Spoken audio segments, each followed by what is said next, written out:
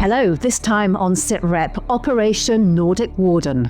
Russian aggression is not simply confined to Ukraine, and I can confirm to the House that for the first time, the Joint Expeditionary Force, the JEF, has activated an advanced UK-led reaction system to track potential threats to undersea infrastructure and to monitor the movements of the Russian shadow fleet. The Defence Secretary promises tracking and monitoring, but how much can the Royal Navy and its JEF allies do to actually stop attacks against cables and pipelines?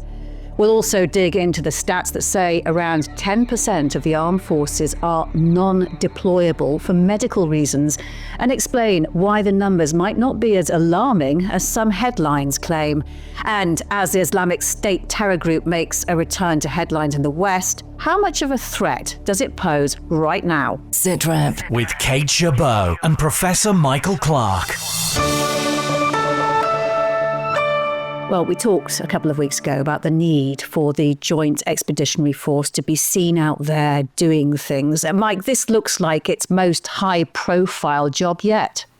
Yes, and the JEF, the Joint Expeditionary Force, needs to show that it can actually do things. It looks very good on paper and it's good exercising, but as everyone has said, I mean, after 10 years, it now needs to show that it can act.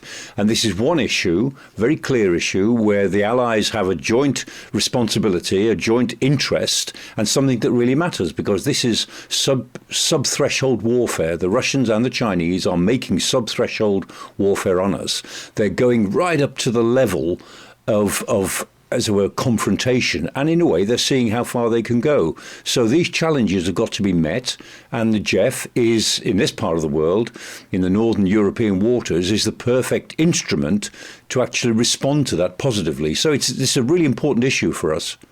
And it's not an easy problem to solve, and it's not a new one. The announcement of the Nordic Warden operation came days after an undersea power cable and 4 data cables were damaged, apparently by a Russian oil tanker dragging its anchor. This is just the latest of more than 10 incidents in little over a year.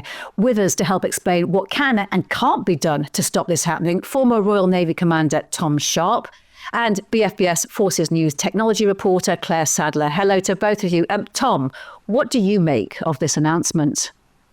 I think it's really good news. Not before time, as Mike says, that this is the perfect job for the JEF, and it's been crying out for this. I would say since probably for a long time. I mean, my last sea job in 2011 was in command of a frigate whose job it was to monitor and deter Russian out-of-area activity around our undersea cables. So this is very much not a new business. It has accelerated a lot in the last year. I count 5 or 6 different instances around the world where this is being brought to the fore. So the JEF is really the ideal construct to deal with it. We've got the HQ in Northwood to monitor much of the activity. So this is a very welcome small first step in tackling this problem. And Claire, how much have you been able to find out about the technology and capability of this monitoring and tracking system exactly? Well, the information we're told is that the AI uses data from a range of sources, including the automatic identification system that ships use to broadcast their position. Specific vessels have been identified as being part of Russia's shadow fleet have also been registered into the system so that they can be closely monitored when they're approaching key areas of interest. And that's about as much as we've been officially told. But this is AI, so it will likely use information from a range of different sources. So think satellite imagery, underwater sensors, alongside open source intelligence, and it will bring all that together and to build a picture of what's going on. And we know that AI is fast, so it'll analyze all of that in real time, detect various anomalies like unusual vessel movements, ships loitering near sensitive areas or deviating from the courses you'd expect them to be on.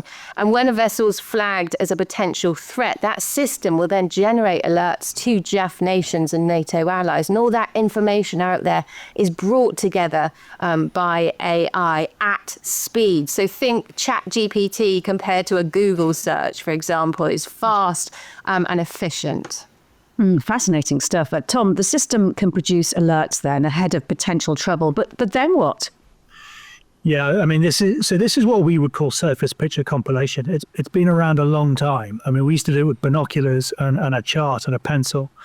Clearly, the distances and the number of vessels involved now are vast. So the aggregate, the gathering part of this is absolutely crucial. And Claire's just mentioned it. The numbers of different ways of gathering this data in the first place.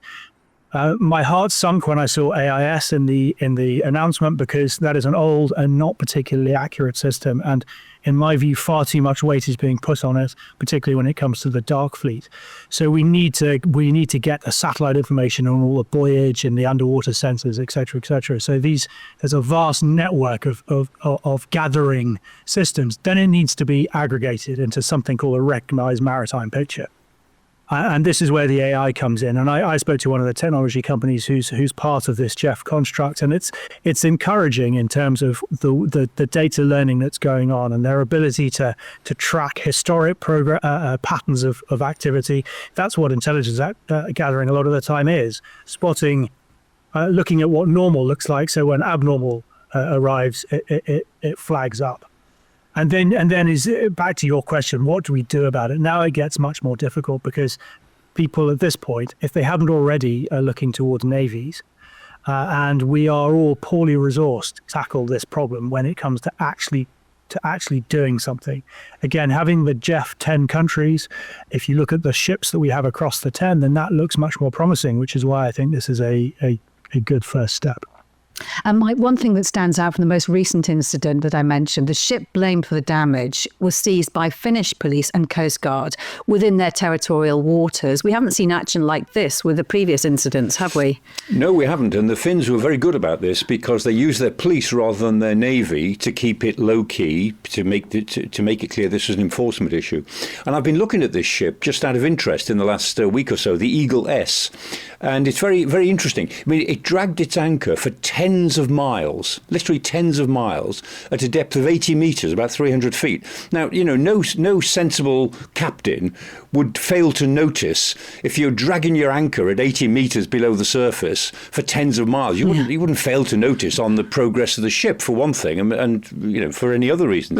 And this ship was, it's had an unfortunate history. This ship was involved in a collision in 2012.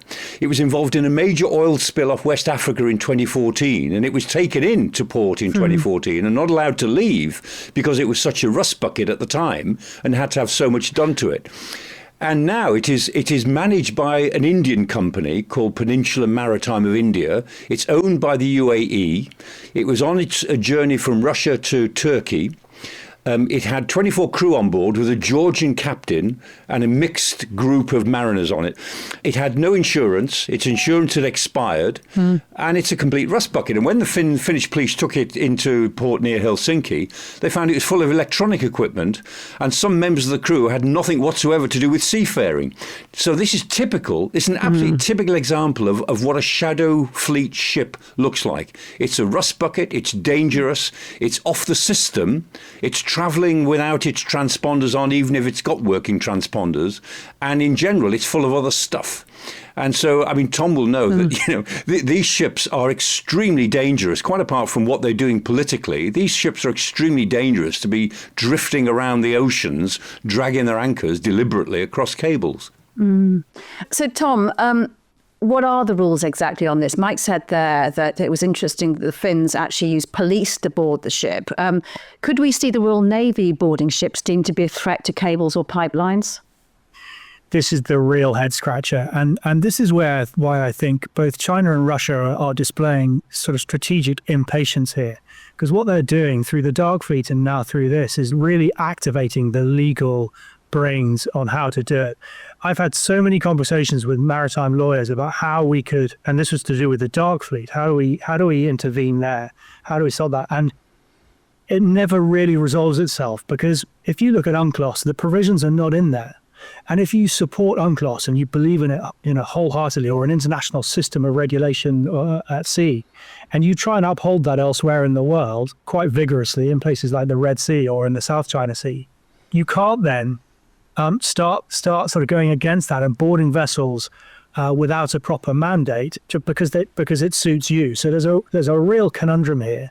And I think it's one that the lawyers are wrestling with daily and looking at provisions deep in UNCLOS for cable interference.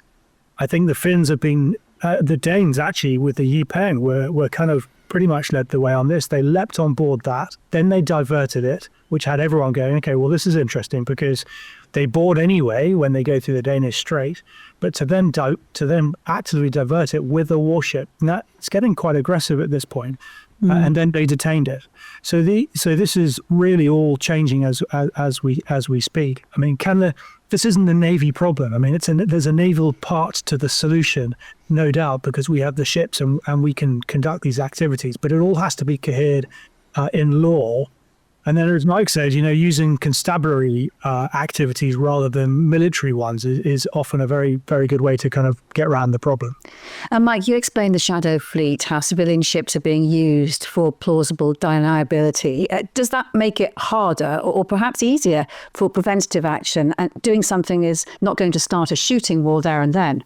No, I mean, my own sense of it would be, legal problems aside, if these ships, when they drag their anchors or are seen to be acting illegally in this way, even if we haven't got the precise legal terms to seize them, I think these ships could actually be taken into ports, and then we could start a legal argument about them. And the answer to the owners of the ships is, well, we'll argue about it for 5 years, maybe we'll argue about it for 10 years. You're not going to see your ship back at sea for a very long time. And I think there is a case, I would say, for us to be much more aggressive about this and to, as it were, use the law and use the way they use the law in our own interest to say, if you're going to send these ships out, then we will get hold of them and we'll hold them somewhere, and you can argue about it, take it to the international commissions and so on. And I mean, the Dark Fleet is now very big. We used to say the Dark Fleet was a couple of hundred ships, and most of them were Iranian, of course, a while ago. And there are still a couple of hundred Iranian ships, but they're now regarded as about 1,000 Dark Fleet ships belonging to Russia. And those 1,000 tankers, most of them are rust bucket oil tankers, that represents about 15 to 17% of the oil tanker fleet. So this is not trivial. This has grown immensely since the invasion of Ukraine in 2022. And so we've got to do something about it. And if we rely only on the strict principle of the law, I think we'll always be behind the curve. We've got to come up with a more aggressive approach to say this is simply unacceptable. Dark Fleet ships breaking the law on several grounds. Sanctions busting, dragging their answers, sailing without insurance, creating a hazard to everything else at sea. We can't live with this forever. So, Tom, seizures, should they be a Navy JEF job or Coast Guards and police? It's got to be cross-agency, and I think this is one of the problems. And we came across this in sort of stark form when the Navy won Operation Isotrope, which was a sort of Priti Patel's gift to the Navy to sort migration across the Channel. And of course, that immediately led to all sorts of notions of gunboats and turning ships around and all those things that are both illegal and dangerous. But there is a real coherence issue here. I counted about 15 agencies in the UK that have responsibility for migration across the Channel. And it's not dissimilar here. It's over 10 and no one owns it. There is no sense of cross-Whitehall ownership and leadership on this. And there has to be, because there are so many agencies involved. So the Navy is bar one. It has the pointy stuff and it can resolve this, can resolve these things in many different ways, but it has to be the end product of a cross Whitehall system that at the moment is not in place. And that's frustrating because it's free. This is not expensive. We should be doing this much better, I think. And like I say, the JEF is a good start in terms of international activity, but we need to be much smarter in the UK as to how we tackle these problems as well. Claire, the UK has a new ship, RFA Proteus, specifically kitted out for protection of undersea infrastructure. What kit does that have on board, actually? Well, Proteus has specialised systems and equipment on board. She acts as a launch pad for remotely operated vehicles and a suite of specialist capabilities similar to those we're told that are found on oil and gas industry type vessels as well. But again, detailed specifications about it aren't really that available for security reasons, but the types of things that you can expect to be on board Proteus, again, are sort of advanced sonar systems, acoustic and environmental sensors, secure communication systems, as well as those remotely operated and autonomous underwater vehicles that would go down and do the work. And Tom, finally, on the principle of prevention is better than cure, how much prevention can the JEF actually do, and what more might they be able to do in the future? I think it really comes down to the deterrent effect, and this is where we end up with what Mike suggested about being, what's our tolerance for operating in our own grey zone? If you go back to the Cold War, I use the example of the Yantar, which was the Russian spy ship in the Irish Sea before Christmas, just hovering over cables, and we monitored it. We sent a minesweeper. Well, this is okay. So we get to part of the problem here. We sent a single mine hunter to monitor it, and then eventually a frigate turned up. In the Cold War, that ship Yantar would have gone home minus whatever equipment it had in the sea. It was using to dig into our cables. It would have gone home without that. And we need to start thinking that way, back to the aggression that Mike thinks. How do we counter the grey zone? It's not by wringing our hands and going, it's all a bit difficult. And so we're getting much better at that. And Proteus is part of this solution. It's got a long way to go. We've got a fantastic capability there. The RFA is in terrible difficulty with crewing. It's got a crew of 26, and they're struggling to find that. And then it has the capacity to take huge amounts of really, really good kit. And we need to pay the money to make that happen. And so far, it's just all happening so slowly. So to answer your question, we just need to resource this whole business of critical underwater infrastructure protection better. It's the number one threat in many regards to the UK. The Strategic Defence Review needs to absolutely be all over this, and anything to do with it needs to be resourced much, much better. And that then presents a picture of strength and ability, and that in turn will deter these activities. Because at the moment, up until recently, we've sat back and just taken it. Tom, I'm sure we will have good reason to return to this subject in the very near future. Tom Sharpe, Claire Sadler, thank you very much for your time. Thank you. Next, we want to take stock of a terrorist group which a decade ago was dominating the work of the UK's armed forces. The self-proclaimed Islamic State terror group was declared territorially defeated in 2019. But of course, its ideology never went away, and according to the latest publicly available CIA estimates, it still has up to 25,000 active members and fighters across Iraq, Syria, Africa, Afghanistan and Pakistan. IS also took the first headlines of 2025, having apparently inspired a former US serviceman to carry out a terrorist attack in New Orleans, killing 14 people and injuring dozens more as they celebrated the new year. The most recent UN Secretary-General's report on IS warns the risk of resurgence by the terror group has grown and even started to materialise in some places. How concerned should we be? Chip Chapman is a former head of counter-terrorism at the Ministry of Defence. You have to be careful about single attacks, and New Orleans was the first jihadist attack in America since 2017. And the predominance of attacks in America are domestic violence, either white supremacists, white nationalists, racist attacks, those sorts of things, which meet the terrorist rubric. But one of the things about terrorism is it seeks to get publicity, and New Orleans has done that because we're talking about it. So IS really is down but not out. So if you look at IS core, as it were, that is the original caliphate in Syria and Iraq, there were something like 2,500 fighters there prior to the American airstrikes with the fall of Assad, which used something like 75 airstrikes, which used both A-10s, B-52s, F-15s. And that included significantly the killing of Abu Yusuf, also known as Mahmoud. He was the emir or caliph, really. So the notion of IS core controlling things is no longer that valid. But you still have Al-Naba, which is the IS weekly, as it were, which is there to inspire people. And if you respond to calls to attack, they're deemed to be one of us. You don't need necessarily an organizational link to IS to do that. So they're sort of on the run.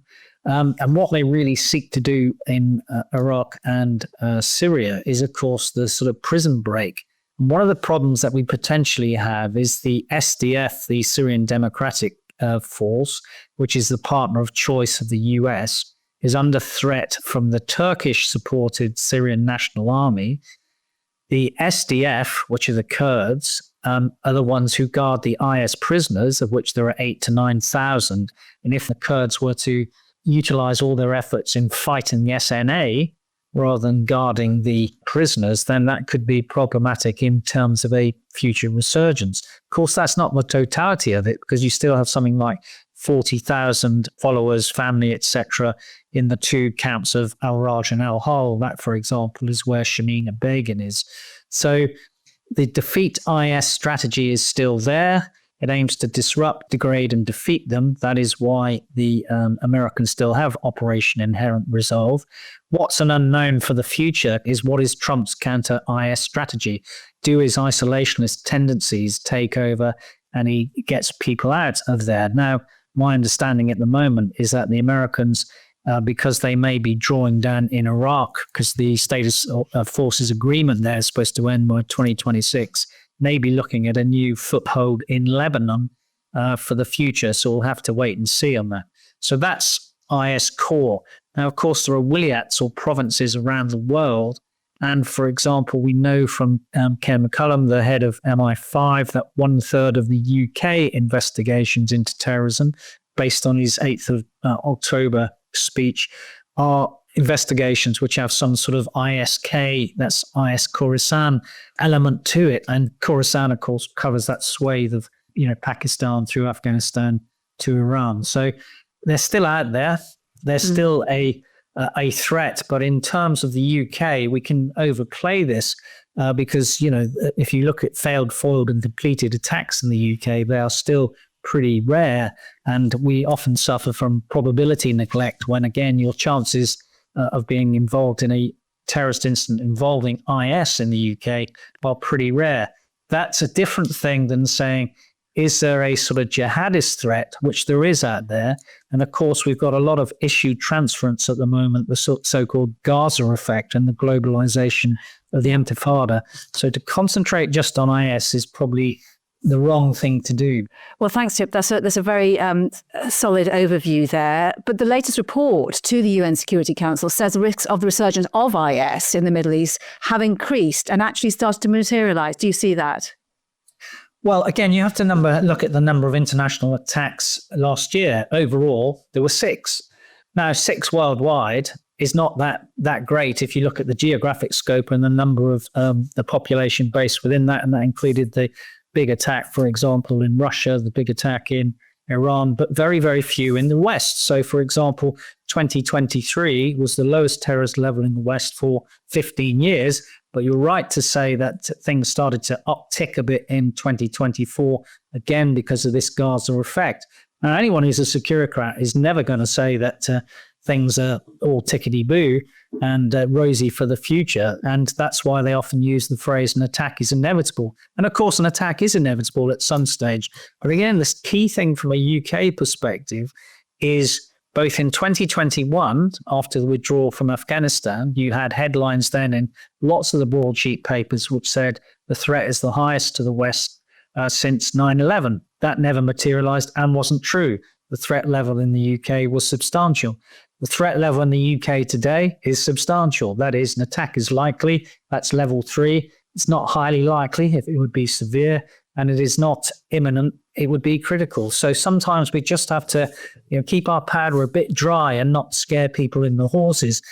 So I'm getting a strong message from you, Chip, that the message is not to overreact and to use caution in all of this. You did mention earlier, though, those people imprisoned, those former IS fighters imprisoned in Syria. If they do end up free, how much of a risk is that? Not probably a risk to the UK, a risk to Syria and Iraq more than the UK. One of the things in the UK context has been the very limited blowback that has been achieved from those who went to fight for IS. So again, if you look at the statistics for those who went to fight for IS. In a European context, it was 5,000. In a UK context, it was 900. The key thing about that is 450, about 50%, came back very quickly. They were disillusioned. It wasn't the city on the hill that they thought. About 20% were killed. There are a missing number that may be of the order of 250. Most of those are probably killed. Some of them may be within that 2,000 to 2,500 that I mentioned, but those people are going to be on the subjects of interest, that number of 48,000, which is often quoted as on the sort of database of MI5. Their ability to travel back to the UK is probably pretty circumscribed. You've told us many times before, defeating the ideology of groups like IS is a different job to defeating them militarily and operationally. It clearly still has big ideological heft, though. Is there any military role in countering that? Well, there's a role at the sharp end of making sure that they're defeated, and that's what the military do. But of course, it's building things to do with community cohesion and all those sorts of things. And one of the things that's worried me in a UK context is not necessarily IS, but it's the rise of hate crime and extremism that builds into grievances which can lead to jihadism. It's more important probably to look at this through a jihadist prism rather than an IS prism. Chip, it's been really interesting talking to you. Thank you very much for your time. Thank you, Kate. Mike, from a domestic perspective, Chip's assessment there is keep calm, carry on, but that really only lasts as long as IS doesn't show resurgence. Yes, and a resurgence that affects Western Europe and particularly Britain. I mean, I think what he's talking about there is the sense that jihadism, and there's no good term for this. I mean, political Islam is one term, jihadism is another. It upsets some people, but I think we all know what we mean by it. Violent jihadi terrorists. They take several forms. So Al-Qaeda is still out there. Al-Nusra is one of the offshoots of Al-Qaeda. You could call it Boko Haram if you're talking about West Africa, particularly northern Nigeria. You could call it Al-Shabaab if you're talking about Somalia. These are all groups, but they share the sort of ideology that Chip was talking about, which is that the violent political Islam element, so jihadism, and jihadists are out there. That ideology is global, and it takes different forms. So I think we've got to accept that this is a generational challenge, and it will come and go as terrorism tends to do. It will rise and fall in different areas, but it is part of the fabric of world politics now, jihadism. I just want to bring in another strand here. Those CIA figures I mentioned earlier, the biggest numbers are in Africa, 4,000 to 7,000 fighters in West Africa, 2,000 to 3,000 in the Greater Sahara region, and another 1,500 to 2,000 in the Democratic Republic of Congo. So IS has a significant foothold in Africa, but Chad and Senegal have both now told France to get its troops out of their countries. That's hundreds of troops, but France's military presence has already been significantly cut elsewhere in Africa. Mike, is this problematic for the fight against IS?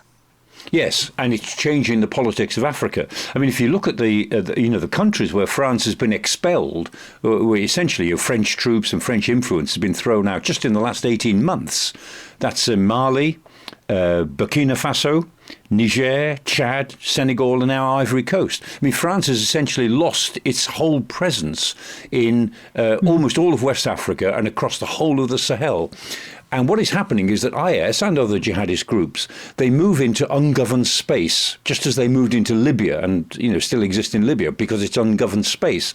And in that ungoverned space, there's quite a lot of weapons. There's quite a lot of facilities that they can use. And what's happening in Africa is now a change round. So IS is fighting against governments. Governments have lost faith in the West to help them against IS, and they're turning to Russia and to mercenaries. And so a different sort of civil war is developing in those countries. We'll see how it goes. I don't think it'll be, the outcome will not be any better, I'm sure. to the outcomes that they were getting when they had Western help, such as it was.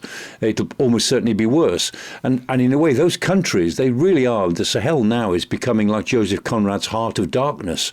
I mean, he was talking about, a different part of Africa, but now the heart of darkness is the Sahel, because you've got corrupt governments, incompetent military governments, almost all of them military dictatorships, making common cause with Russian and international mercenaries to attack the jihadists, while the jihadists attack the villagers. The only people who are the obvious losers from this are the populations of those countries, who are getting poorer and poorer. Well, we also want to go behind the headlines of another story that hit the front pages recently now. The number of UK servicemen and women deemed non-deployable for medical reasons.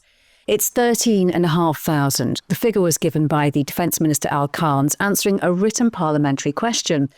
That's of the order of 10% of the armed forces. The Daily Mail called it alarming, but it's worth pointing out the figures actually show a slight fall over the last year. And the former Conservative Armed Forces Minister, James Heappey, told Times Radio, while the figures are very arresting, he'd bet a big chunk of them are people who simply haven't had a dental checkup for more than 6 months. So what should we make of those figures, and what exactly counts as medically non-deployable? To put all of it into context, I've been talking to Lieutenant General Sir Nick Pope, who should understand it all very well from his time as Deputy Chief of the General Staff, and before that, the Army's Director General of Capability. When somebody's in service, they can become unfit for a variety of reasons, either physical training or dental health or mental incapacity, or broader issues such as pregnancy, for instance. So a number of reasons cause us to think of somebody as either non-deployable or of limited deployability. And what is the definition then? What is limited deployability as opposed to non-deployable? You're into sort of medical territories now about how we categorize an individual as either having some ability to lead the UK to enter some forms of operations, and other individuals fully deployable who can go anywhere at any time to do anything. That's a very, very much a medical definition. And arguably, when we think about deployability, we use a very generic term to meet the needs of the three armed services, where in effect, deployability can be more questionable in the 21st century. So for instance, if you are a cyber warrior, do you have the same physical and mental requirements as somebody who is a combat soldier? Arguably not, and yet we use one vehicle to describe everybody. And how concerned are you to hear that 13,500 members of the armed forces are deemed medically non-deployable? This is very much a hoary old chestnut. During my time in service back in the Crimean War, we look regularly at statistics around non-deployability, and the commander of the field army, in my case, would be tasked to try and do something about the levels of non-deployability, which varied across the units. But you could argue that one is too many in any cases. It's enormously tricky to try and reduce levels of non-deployability. What non-deployability is useful for, or limited deployability is useful for as a tool, is to identify those people who need help to become fully deployable. So, for instance, in the area of dental treatment or of rehabilitation or physiotherapy, you can better target individuals towards the medical care that they need. So in terms of prioritization, it helps. If you are pregnant or you have reasons for being, going on an operation, again, it's an understandable category. So there are reasons to use limited deployability as a vehicle to get people back into service, but you're always going to have people who are in this category, and it always tends to stick around the 10% figure. And when James Heappey said that he suspected a big chunk of the figure could be explained by people not having a dentist checkup, as you already mentioned, in the last 6 months, is he right then? He is right. It's one of these statistics. It's not the only one by any means, but certainly dental treatment and the requirements for dental treatment drive some of those figures. What you don't want, arguably, is somebody going on operation who's got an impacted wisdom tooth, because actually extracting that individual from the front line would be difficult. But, these are never black or white issues. Somebody who hasn't had a dental checkup for 6 months possibly goes into that category. It doesn't mean they need dental treatment. It's just they've not had a checkup. Hey, crikey, that's a big societal issue as well as a military issue. And that 13.5 thousand figure, in context, it's of the order of 10% of the armed forces. Is that directly comparable then to when you were serving? Has anything changed? No, it's always been in that figure. Some units better than others. And I'm using the term better there as saying a higher level of deployability. But it's always been in that sort of bracket. It's a very, very sticky figure. I'm actually interested in two aspects here. One's about how we define deployability. And then secondly, looking at those who we describe as non-deployable and those who sit in that category for some time. Because I think in those two areas, there are arguably changes that the government could make. Like what, for example? Well, let's break down each of those. So firstly, in terms of deployability, I mentioned the cyber warrior earlier. If somebody is in a cyber employment and potentially doesn't need to change their geographic place of work to carry out their job, then it doesn't really matter how we consider that individual in terms of deployability. So if we're using a physical characteristic to describe the entire force, it may be too clunky at all. Secondly, in terms of medical discharge, because of non-deployability, right now we use a tool to say, because somebody cannot leave the UK footprint to potentially go on operations, then they may need to be medically discharged. Now, the armed forces struggle with retention, as we know right now, and struggle with recruitment, as we know right now. And yet, discharge medically some 1,400 young men and women a year for medical reasons, be that musculoskeletal, lower limb or back, or other reasons, mental health reasons and the like. Arguably, in an area where the force structure is suffering in terms of full manpower complement, that you might think again about that mechanism for medical discharge. I suppose the real question also is what proportion of our forces could deploy if push came to shove, and how many could never deploy? Well, that's a fair question. And of course, if anybody is not fully deployable in terms of their physical and mental health characteristics, you could argue that they have less full-time utility than others. That's a subjective question. My counter would be, if you go to any scenario that we've had in the past and you look at people who leave, let's say, a barracks to go and engage in combat operations, that tends to be somewhat less than the people who deploy, either those doing logistics or administrative functions or non-combat functions. And so actually, where we're defining deployment through physical and mental characteristics, this tends to be a fairly crude tool to do so. So if it is a crude tool, how do you think it should be reworked? What do you think it should be in terms of the definition, the criteria?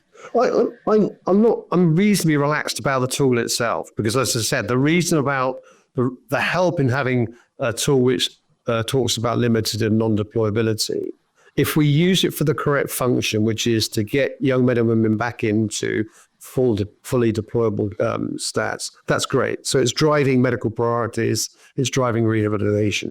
If we use it as a tool to talk about actually who can go out of the door in extremis, then potentially that's the wrong tool to use, because most people in the armed forces, in times of extremis, have a credible role that they can fill, either in combat operations or in support operations or in logistic operations or the like. Finally, Nick, when you see those kind of newspaper headlines calling the non-deployable numbers alarming, what do you make of those kind of headlines? They're headlines because somebody needs a media story. I faced them, 5-6 years ago in my tenure. So they're not unsurprising. It's a figure that you can look at in one level and say, I can make a media story out of this. I can make political capital out of this. But actually, they're figures which have been around for many, many years, and I have no doubt will be around for many, many years to come. General Nick Pope, really good to speak to you. Thank you so much for your time. Pleasure. Thanks, Kate. Mike, there will be some people who understandably wonder, why are we paying these people if they can't go to fight? But then what Nick says there, it raises the question as to whether our principle of everyone who serves being able to physically go to war is, in practice, outdated. Yes, I mean, in a way it is. I mean, Richard Barrons is always, who we've talked to many times on this programme, has said that, we don't only need to define our troops according to, as he said, categories of gender, physique and belligerence, a sort of natural tendency towards belligerence. We need a different mix of people. And I think we'll hear a lot more about that in the coming couple of years. But there's another point as well, which I think Nick really referred to. We're talking here about people who are deployable, because they have to train, they have to practice. I think if you went to all the football clubs in the Premiership and wondered how many players can they deploy on the pitch on Saturday of their playing squad, how many are available on Saturday? Yeah. And I'd be surprised if their non-deployable list was as low as 10%. Because footballers, they get injured, they get strained, there are all sorts of reasons why they can't play on a Saturday, even if they're available. It's in the nature of it. And I remember one time speaking to an ex-commander of the airborne forces, and he said the first time he turned up at his base in Germany, it was actually snowy, it was very wintry. And as he was driving in, there was snow on both sides of the road, and suddenly in front of his car 3 or 4 tea trays and sledges came zipping down one side of the hill straight across the road onto the other side with paratroopers on them. These are the young men playing games going straight across the road, and he said incredibly dangerous. And he said, and the whole point is you don't want to kill that spirit. You've got to bottle it in some way that actually makes it usable, but you certainly don't want to kill it, because in the nature of certainly airborne operations, light infantry, you need that sort of belligerence, aggression, can-do attitude, and of course people get injured. So this deployability figure is actually something not to be too alarmed about at all, but it is a challenge for the military. You've got to bottle that sense of natural aggression that you want, and then you've got to dilute other elements of it to the greater mix of human attributes that the military will have to embody in the years to come. Mike, no snow where I am at the moment. I don't know about you, but I won't be on a tea tray for just now. Maybe you'll be tempted where you are. That's a relief. Keep the spirit alive, hey? Yes, indeed. Thank you, Mike, and thanks to all of our guests. That is all for now. Professor Michael Clark and I will be back with another Sitrep next Thursday. But just a reminder, our series, The Moment That Made Me, is online now. And Tom Sharpe, who joined us at the start of this programme, is one of the veterans sharing their inspiring stories of pivotal points that shaped their lives. Tom's involves a flooding ship and an unanswered Mayday call. And I saw a lot of fear and a lot of kind of confusion as to how we could be in this situation in a British warship. And I really felt that. And trying to reassure them when at that point in time I was not reassured wasn't a huge amount of fun. You can watch on the BFBS Forces News YouTube channel or listen wherever you get your podcasts. For now, though, from me, Kate Chabot, thank you for joining. Bye-bye.